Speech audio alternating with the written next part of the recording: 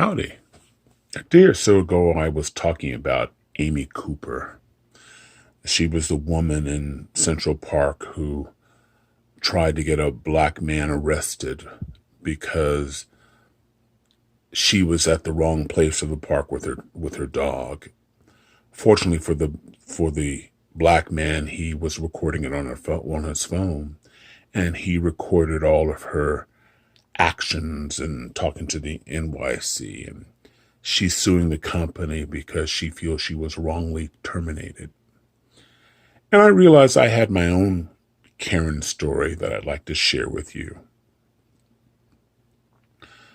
A few years back, I was working late night at a hotel. At some of the limited service hotels, there may only be one or two staff members there. And this young lady came to the counter and said, I lost my key. I misplaced my key. I may have lost it in the room.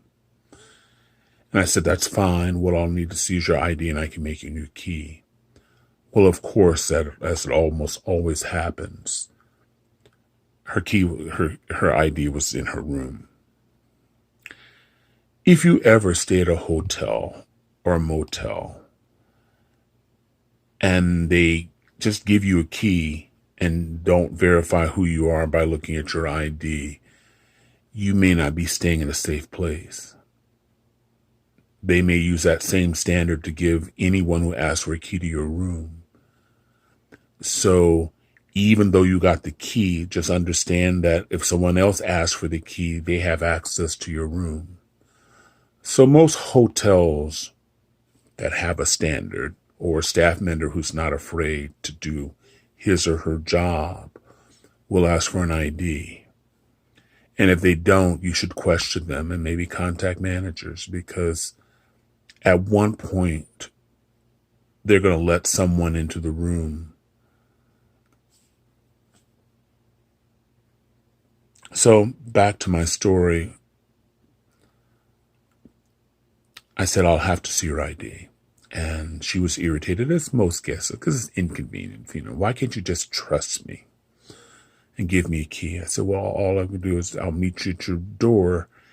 And once I open the door and you show me ID, I'll give you a new key. So she went up in the elevator and I followed a few seconds later. And as we got to the door, she said, stop right there.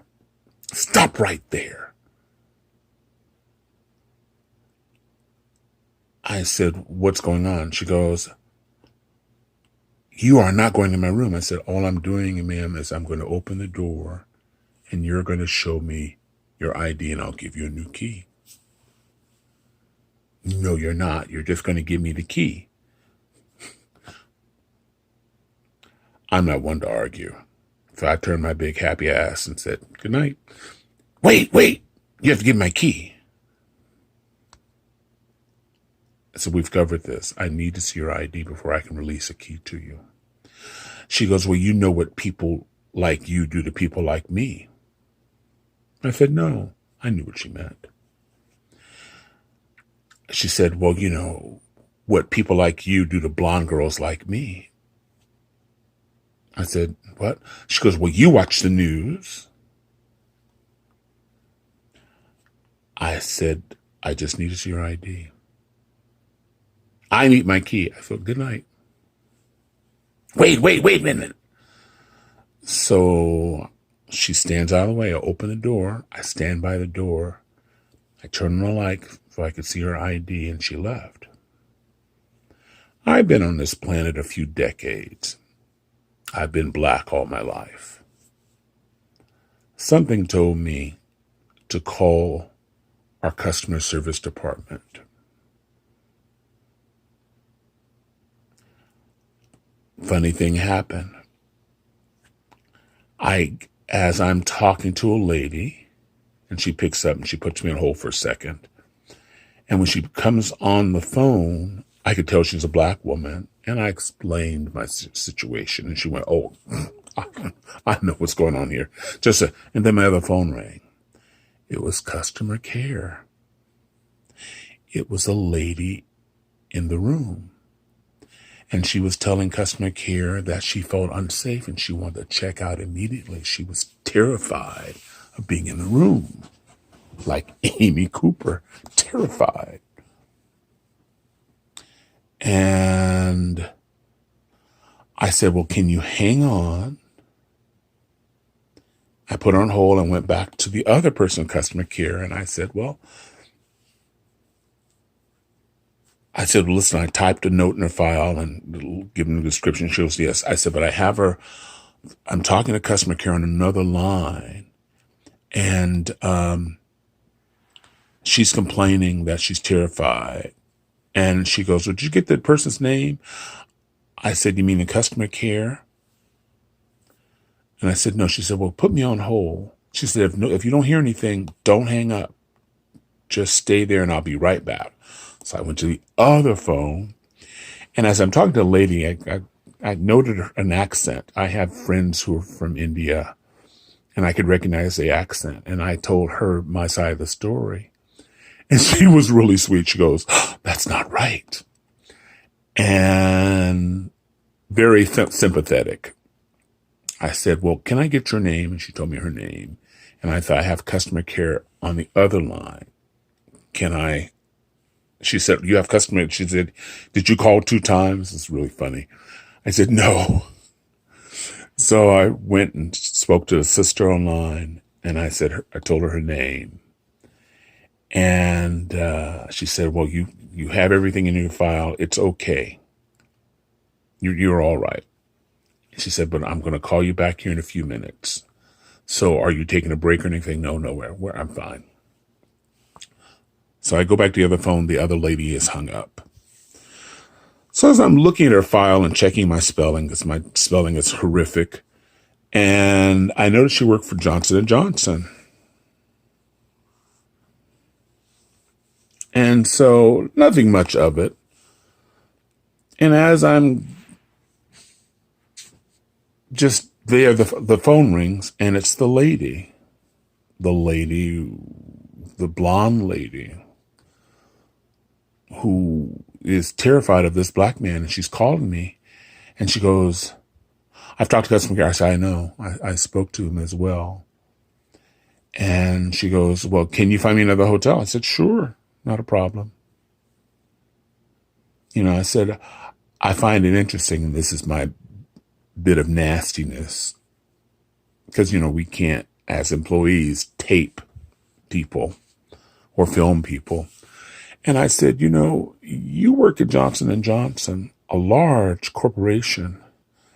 I said, I wonder how they would feel if they knew your views about people of color, because I know they have people of color at Johnson & Johnson because they're an international company.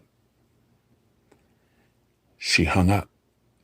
Then she kept calling back this man that she was terrified of. Now, mind you, I had no intention of calling Johnson & Johnson. I was just being nasty and just messing with her just a little bit. I got to get something. It's not in my spirit to get her fired or anything. And so she kept calling back. And at one point I said, you know what? I'm not out to take your job. I said, you'll have to live with you. God bless you. I'm all right. And as I went to get myself some water, the phone rang, and it was customer care, black lady. And I said, she's been calling her a few minutes because she thinks I'm calling Johnson & Johnson. She said, like she's recorded. She can't say like I would, but that's the take I got. Like I would call Johnson & Johnson. But she said, no, you're all right. And she hung up. I got emotional because as a black man, this has happened before.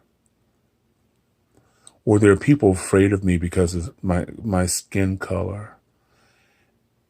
And you feel like an alien. You feel it's a feeling of, I don't know why. What did I do to you to make you feel this way about me? You don't know me. I'm actually really a nice person. Other people seem to like me. It's a feeling that's indescribable.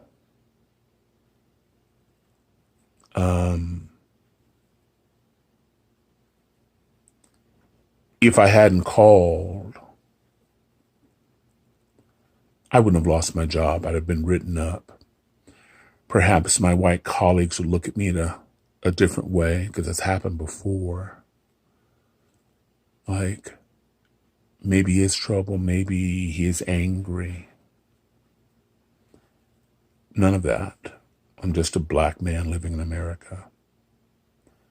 And subsequently, when I trained people, particularly people of color, and particularly males, but people of color, if you are alone, don't go in the room.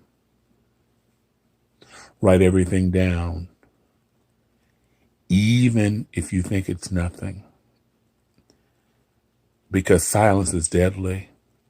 Silence is when they go home and they have an epiphany, or they get on their phones at work. Now, if you've watched any of my videos,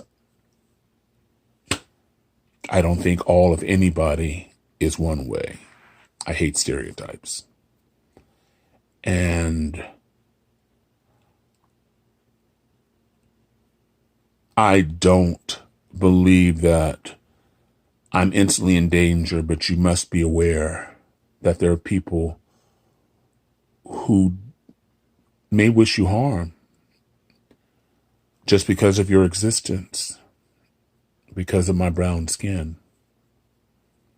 I have to be aware of that.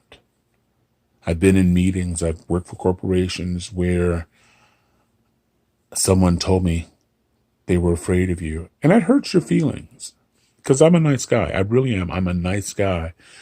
But it hurts your feelings when someone's afraid of you just because of this. It's going to get better. I'm an optimist. But that is my Karen story. If you like anything you've heard, hit back. If you and share this with your friends. If there's something that you got questions about or you don't like, send a comment. And most importantly, you haven't subscribed, you should. I'm weird, I'm wacky, but I try to keep it real. This is the Rodfather916 in California's itty bitty, teeny tiny capital city, wishing you love, joy, and happiness. Bye now.